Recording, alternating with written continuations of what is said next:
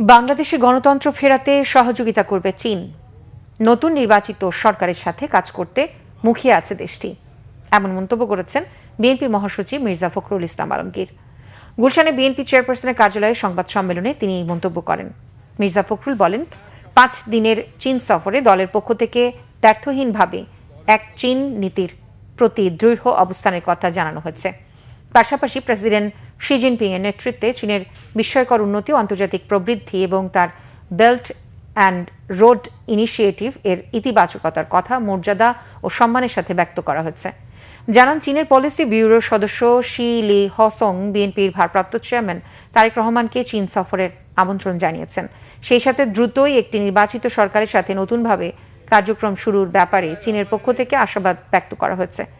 রোহিঙ্গাদের নিরাপদে, স্বেচ্ছায় ও মর্যাদাপূর্ণ প্রত্যাবর্তনের ব্যাপারে চীনের অধিকতর এবং কার্যকর ভূমিকা রাখার আহ্বান জানিয়েছে বিএনপি। চীন কমিউনিস্ট পার্টির পক্ষ থেকে 2 বছর মেয়াদী রাজনৈতিক সমঝোতা স্মারক স্বাক্ষরের প্রস্তাব ইতিবাচক হিসেবে গ্রহণের কথাও জানান বিএনপি মহাসচিব।